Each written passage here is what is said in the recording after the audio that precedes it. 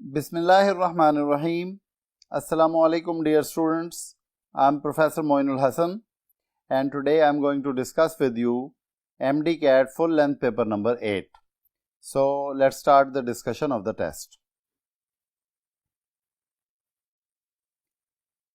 जी dear students, पहला question sentence completion का serving as a dash for the youth. Spencer is always there to lead. आगे बेशक नाम भी पढ़ें तो जो बंदा यूथ के लिए लीड कर रहा है उसको वो क्या सर्व करेगा, एज व्हाट सर्व करेगा, तो एज अ मेंटोर सर्व करेगा. मेंटोर का मतलब होता है सरपरस्ती करने वाला, सिखाने वाला, गाइड, टीचर, रहनुमा. तो मेंटोर यहाँ पे आंसर होगा. बाकी ऑप्शंस भी देख लेते हैं. मैग्नम का मतलब होता है बड़ी बॉटल लिक्विड की, या मैग्नम का मतलब होता है कोई भी बड़ी चीज.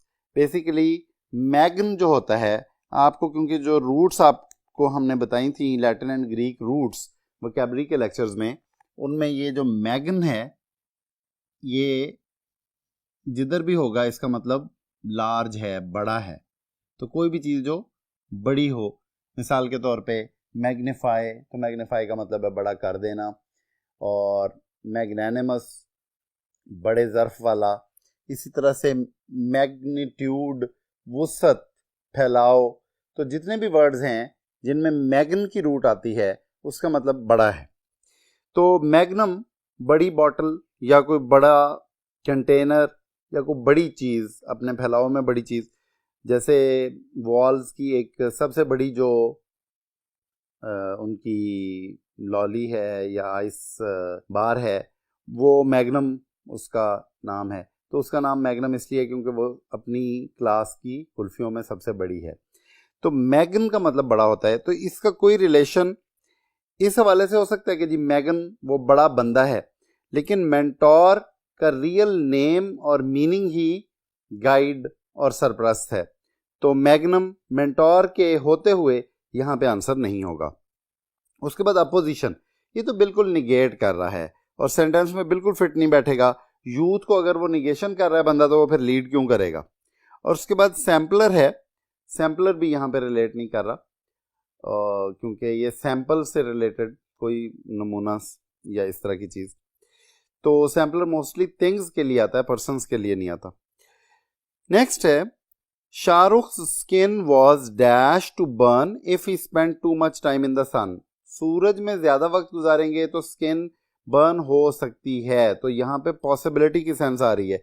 तो प्रोन जो बीटा है वही करेक्ट आंसर है, क्योंकि प्रोन का मतलब होता है liable to, dispose to, expose to, predispose to. किसी चीज के लिए पॉसिबल होना कि उस पर वो चीज अप्लाई हो जाए. तो प्रोन टू बर्न होगा. इरेक्ट टू बर्न नहीं होगा कि स्किन जो है वो कहीं अपराइट खड़ी हो जाती है, ऐसा नहीं है. और एमिनेंट, प्रोमिनेंट हो जाती है स्किन. स्किन तो है ही बाहर की एक ऑर्गन, तो वो तो प्रोमिनेंट ही होता है. और डॉन्टेड का मतलब होता है इंटिमिडेटेड, डरा हुआ, तो स्किन डरी हुई नहीं होती. नेक्स्ट सेंटेंस जो है सेंटेंस कंप्लीशन का, वो है bags of cocaine and all sorts of drug. तो ऑल सॉर्ट्स से ही पता चल रहा है कि मुख्तलिफ किस्म की जितनी भी चीज़ें होती हैं, तो मुख्तलिफ किस्म की जितनी भी चीज़ें, इक्विपमेंट, स्टफ है, उसको पैराफर्नेलिया कहते हैं. पैराडाइम नहीं होगा, पैराडाइम एग्जाम्पल को कहते हैं. पैरानॉर्मल नहीं होगा, पैरानॉर्मल होता है extra normal, super physical activities या मेटाफिजिकल एक्टिविटीज़ या मेटाफिजिकल सुपर नेचुरल फिनोमेना. तो ये नहीं है. और डेल्टा भी नहीं है एडिक्शन. एडिक्शन का मतलब होता है किसी चीज़ की लत लग जाना, आदत हो जाना. तो चाली है पैराफर्नेलिया. अब हमारे पास दो क्वेश्चन जो हैं वो होमोफोन्स के हैं. The principal dash the fee of the orphan student. Orphan student से फीस ज़्यादा ली जानी चाहिए, पूरी ली जानी चाहिए, या उसमें को माफ़ी हो जानी चाहिए. तो माफ़ी हो जानी चाहिए, कुछ फ़ी कम हो जानी चाहिए. तो वेव जो है WAIVE वेव, इसका मतलब होता है फी को कम कर देना. अब सारे वर्ड्स ही होमोफोन्स हैं इस ऑप्शन में, जो बाकी ऑप्शंस हैं. तो वीव्ड बुनना, तो तो बुना नहीं, प्रिंसिपल ने फी को बुनना नहीं होता। वाउड, वाउड का मतलब होता है वादा किया, तो वादा करने की सेंस में भी यहां पे नहीं है। The principal vowed the fee for the orphan, vowed the fee discount अगर होता, वाउड के बाद अगर फी डिस्काउंट होता तो फिर हम शायद इस ऑप्शन को कंसिडर करते।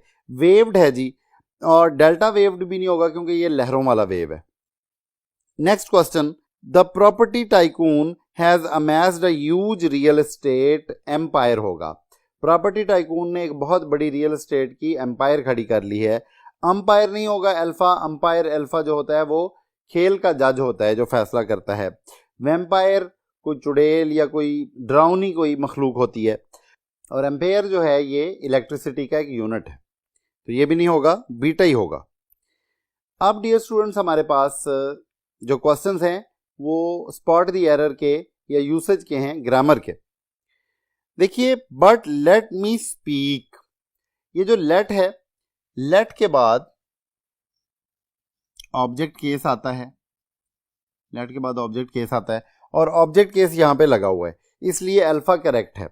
But let me speak the last word, अब द लास्ट भी ठीक है यहां पे क्योंकि थर्ड डिग्री और उसके साथ द लगा हुआ है, पर्टिकुलर करने के लिए लगा हुआ है, और वर्ड नाउन है, नाउन से पहले एडजेक्टिव लगा हुआ है, सब कुछ ठीक है। To the wise of these days of all who give gifts, these two were the wiser. अब देखिए, wise, wiser and the wisest, ये है 3 डिग्रीज जो कि एडजेक्टिव की 3 डिग्रीज हैं। अब ये जो पहली डिग्री है, ये दूसरी डिग्री है, और ये तीसरी डिग्री है।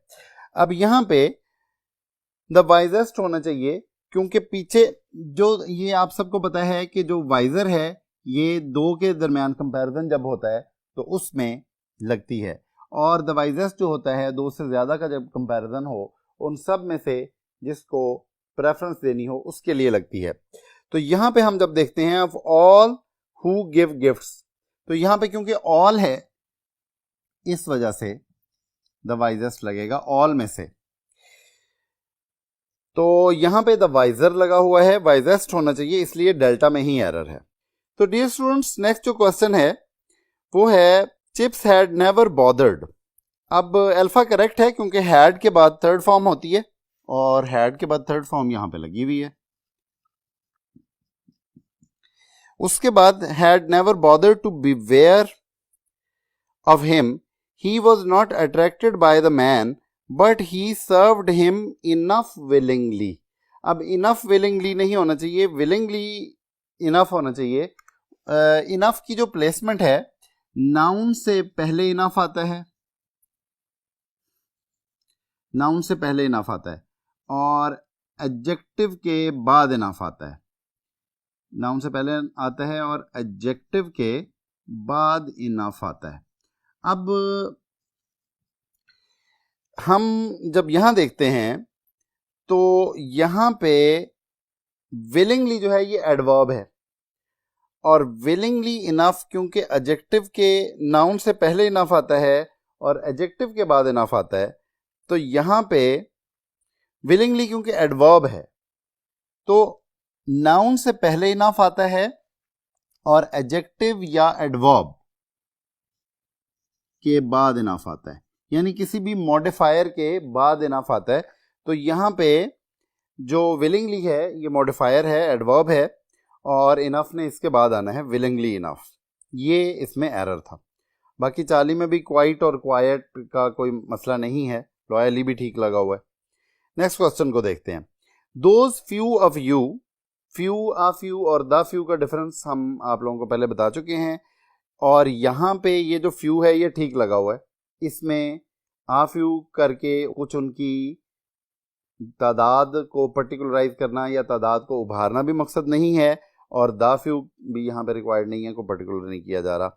Those few of you whom were here, देखिए whom वर हियर होना चाहिए या who वर हियर होना चाहिए। हु सब्जेक्ट है और whom ऑब्जेक्ट है। तो हु सब्जेक्ट है और whom ऑब्जेक्ट है। तो यहां पे हु वर हियर, यहां पे वर हियर वर्ब है और उसका सब्जेक्ट हमें चाहिए, तो हु रिक्वायर्ड है यहां पे हमें, इसलिए यहां पे whom गलत है बीटा ऑप्शन में और यही आंसर है। नेक्स्ट क्वेश्चन को देखते हैं। He sat in his front parlour eight Mrs wickets in a November afternoon. ये जो इन अ नवंबर आफ्टरनून है ये गलत है। On an afternoon, on a November afternoon, ये क्यों है इसको लिखने के लिए अगले बोर्ड पे चलते हैं। जी डियर स्टूडेंट्स, तो जो टाइम के लिए प्रपोजिशंस आती हैं, वैसे तो जो डे के पार्ट्स हैं उनके लिए in the morning, in the evening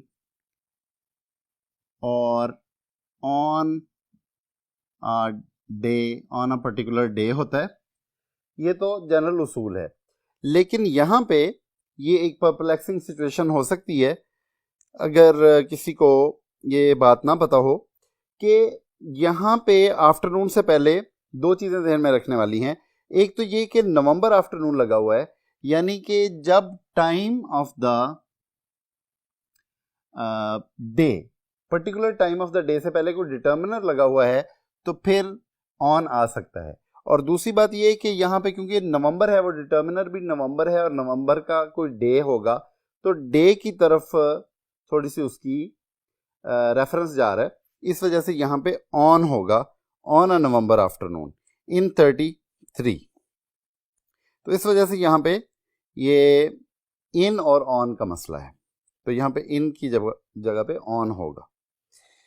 next हम देखते हैं, one of the most important problems in the growth of cities. अब ये चीज समझ लीजिए, वन ऑफ द के बाद प्लूरल आएगा। वन ऑफ द के बाद प्लूरल इसलिए आएगा कि ज्यादा सारों में से एक, और इसका सब्जेक्ट जो है ये वन है। अब हम आगे देखते हैं, one of the most important problems, ये जो प्रॉब्लम्स है अल्फा, ये तो करेक्ट है, in the growth of cities. अब प्रॉब्लम्स ज्यादा सारी हैं और उनमें से वन प्रॉब्लम है, तो सिंगुलर सब्जेक्ट है ये, वन सिंगुलर सब्जेक्ट है। तो इस सिंगुलर सब्जेक्ट के हवाले से आगे हैज आएगा, हैव नहीं आएगा, हैव नहीं आएगा, हैज आएगा। तो यहां पे हैव गलत है, तो बीटा में एरर है और यही हमारा आंसर है। ये अब करेक्शन के क्वेश्चन शुरू हो गए, और करेक्शन के क्वेश्चन में सबसे पहला जो क्वेश्चन है उसमें डेल्टा करेक्ट है। If any travelling is to be done in space we'll do it first. अब ये करेक्ट है डेल्टा। अल्फा में क्या मिस्टेक है, विल डन, तो विल डन गलत है, विल के बाद first form of the verb लगेगी, विल के बाद फर्स्ट फॉर्म। तो अल्फा में ये रूल जो है वो ब्रेक हो रहा है, और बीटा में will do it the first. The first होता जरूर है, लेकिन जब फर्स्ट जो है वो एडवर्ब के तौर पे हो, यहां पे फर्स्ट एडवर्ब के तौर पे है, तो फिर उससे पहले दा नहीं होता। जब ये एडजेक्टिव हो तो फिर उससे पहले दा होता है। अब 40 में if any travelling is to be done in space we do it first. अब ये जो डू है, इससे पहले अगर कोई हेल्पिंग वर्ब नहीं लगा हुआ, विल नहीं लगा हुआ, तो ये फ्यूचर नहीं हो रहा, और यहां पे फ्यूचर रिक्वायरमेंट है। दूसरी बात ये है कि वी डू इट फर्स्ट तो प्रेजेंट इंडेफिनिट बन रहा है, तो इस वजह से यहां पे 40 भी गलत है, डेल्टा करेक्ट है। Next question, chips didn't hold with all this modern newness and freedom. तो अल्फा करेक्ट है। बीटा में क्या मिस्टेक है, चिप्स डिडंट होल्ड इन नहीं होगा, होल्ड विद का मतलब है किसी चीज के मुताबिक चलना और के तकाजों को पूरा करना। होल्ड इन का ये मीनिंग नहीं है, 40 में होल्ड बाय का भी ये मीनिंग नहीं है, और डेल्टा में होल्ड टू का भी ये मीनिंग नहीं है। होल्ड टू किसी चीज को फिजिकली पकड़ना और उससे सहारा लेना होता है। नेक्स्ट क्वेश्चन, 40 में करेक्ट है, it was as if he had jumped into a bed of hot coals. यूं लग रहा था कि जैसे उसने दहकते हुए अंगारों के बेड में छलांग लगा दी है। अब अल्फा क्यों गलत है? It was as if he has jumped, was है पीछे, पास्ट के बाद पास्ट सीक्वेंस चलता है, it was as if he has गलत होगा। It was as if he were jumped, were jumped गलत होगा क्योंकि ये पैसिव हो गया है और पैसिव हो नहीं सकता। जंप तो एक इंट्रांजिटिव वर्ब है और जंप जो है वो सब्जेक्ट ने लगाना है। और चार्ली करेक्ट है। और it were as if he had, तो यहां पे इट वर भी गलत है। और उसके बाद as if he had jumped to, ये जो इट वॉज है ये सब्जंक्टिव नहीं है, इट वॉज तो रियल है, तो इसको डेल्टा में वर लगा दिया गया है, ये भी गलत है। और आगे as if he had jumped to a bed of hot coals, you jump in something, अगर क्योंकि वो जब बेड ऑफ हॉट कोल्स पे आएगा तो वो जाहिर है कि उसमें चला जाएगा, उस बेड के ऊपर होगा, तो इस वजह से टू जो होता है वो तो एक सरफेस से दूसरी तरफ को डायरेक्शन होती है। नेक्स्ट क्वेश्चन देखते हैं। After lunch she took the card, alpha ही करेक्ट है, she took the card halves from her purse again and scotch taped the edges together, ये अल्फा करेक्ट है। बीटा में क्या मिस्टेक है? At lunch she had took, पहली बात तो ये है कि हैड के बाद थर्ड फॉर्म आनी चाहिए थी जो कि नहीं लगी हुई, और अगर हैड के बाद यहां थर्ड फॉर्म होती भी तो फिर भी क्योंकि सिंपल पास्ट हो तो उससे पहले वाला जो इवेंट है उसके साथ थर्ड फॉर्म और हैड लगता है और पास्ट परफेक्ट लगता है, और वो सिचुएशन इस क्वेश्चन में नहीं है। इस वजह से बीटा में हैड टुक दोनों हवालों से गलत है। चार्ली में after lunch she had taken, अब यहां पे हैड के बाद टेकन तो लग गया है, लेकिन वही बात कि यहां पास्ट परफेक्ट सूट ही नहीं करता। द कार्ड हाफ्स, और दूसरी बात कि ये हाफ्स HALVES होता है, एफ जब एंड में एंड पोजीशन पे एफ हो तो इसकी प्रोनाउंसिएशन मोस्टली जो है वो VES के साथ बनती है, तो यहाँ पे एफ गलत है बल्कि VES होना चाहिए, तो ये हाफ्स के स्पेलिंग भी गलत हैं चार्ली में। और डेल्टा में after lunch she has taken, अब हैज टेकन तो तब हो सकता है जब आप किसी रीसेंट कंप्लीशन की बात कर रहे हो, लेकिन इस सेंटेंस में जो सिचुएशन है the card halves from her purse again and scotch taped, एक और पास्ट भी मौजूद है और वो पास्ट जो है वो बता रहा है कि ये हैज टेकन गलत है। नेक्स्ट क्वेश्चन को देखते हैं। No less great was the economic advance, अब देखिए नो लेस ग्रेट वर नहीं हो सकता क्योंकि इकोनॉमिक एडवांस की बात हो रही है, एडवांसेस की बात नहीं हो रही। एडवांस को यहाँ पे प्रोग्रेस की सेंस में लिया गया है, तो वॉज होगा, अल्फा में वर है गलत है। और इकोनॉमिकल और इकोनॉमिक का डिफरेंस जो है वो भी ध्यान में रखिए कि जो इकोनॉमिक होता है इसका मतलब होता है related to money, related to money and spending, और जो इकोनॉमिकल होता है उसका मतलब होता है किफायत शार, इकोनॉमिकल किफायत शार। तो इस वजह से जो यहां पे हमें रिक्वायर्ड है वो इकोनॉमिक है, रिलेटेड टू मनी, फाइनेंशियल। तो इकोनॉमिकल तो बचत करने वाला होता है, ये नहीं है, तो अल्फा इसलिए गलत हो गया और वर की वजह से और इकोनॉमिकल की वजह से। और चार्ली नॉट लेस ग्रेटर, देखिए नो जो है वो एडजेक्टिव है और नॉट एडवर्ब है, और यहां पे नॉट नहीं लगना, नो लगना है। और डेल्टा में देखिए नो लेस ग्रेटेस्ट, जब दो से ज्यादा चीजों का कंपैरिजन ही यहां मौजूद नहीं है तो फिर यहां पे ग्रेटेस्ट नहीं आएगा, नॉट लेस ग्रेट ही आएगा, कंपैरिजन की सिचुएशन ही नहीं है। अब डियर स्टूडेंट्स हम आते हैं सिनोनिम्स के क्वेश्चंस की तरफ। एस्टाउंडेड हैरानशुदा, और इसका सिनोनिम डेज्ड है, DAZED, डेज्ड। अल्फा क्यों नहीं है? एस्ट्यूड, एस्ट्यूड का मतलब होता है अवॉइडेड, तो एस्टाउंडेड हैरान और अवॉइडेड का सिनोनिम नहीं बन रहा। रेप्रिमेंडेड डांटा हुआ, ये भी हैरान का सिनोनिम नहीं बन रहा। और प्लॉप्ड एक स्प्लैश की आवाज के साथ किसी जगह पे गिरना, तो तो ये भी इसका सिनोनिम नहीं बन रहा एस्टाउंडेड का। एस्टाउंडेड का सिनोनिम बीटा बन रहा है डेज्ड। नेक्स्ट वर्ड है क्राइटेरिया। क्राइटेरिया का मतलब स्टैंडर्ड्स होता है, किसी चीज का मेयार, और अल्फा ही करेक्ट है। सॉन्टर्स वॉक की एक किस्म है, ये आंसर नहीं है, सिनोनिम नहीं है। क्लब्स भी या तो बैट्स को क्लब्स कहते हैं, या कोई लोगों की इकट्ठी किसी एक पर्पस के लिए गैदरिंग, उसको क्लब कहते हैं, या वहां बैठने की जगह को कहते हैं। तो क्राइटेरिया इन दोनों मीनिंग्स की सूरत में यहाँ पे आंसर नहीं बन रहा। क्राइटेरिया का सिनोनिम नहीं बन रहा क्लब्स। और डिप्थीरिया एक बीमारी है और क्राइटेरिया का सिनोनिम नहीं है। जो लास्ट सिनोनिम का क्वेश्चन है वो मेयम है। मेयम टिमल्ट को कहते हैं, कोई परेशान कुन सिचुएशन, कोई हादसा, कोई केओस, डिसऑर्डर, डिस्टर्बेंस और अफरा तफरी की सिचुएशन। तो अल्फा टिमल्ट ही इसका सिनोनिम है। अल्टीमेटम नहीं होगा, अल्टीमेटम फाइनल वार्निंग को कहते हैं, मेयम का सिनोनिम नहीं है। और ये रिलेशन जरूर है कि जब कहीं मेयम होना हो तो उसका अल्टीमेटम दिया जा सकता है, लेकिन ये सिनोनिम्स नहीं है।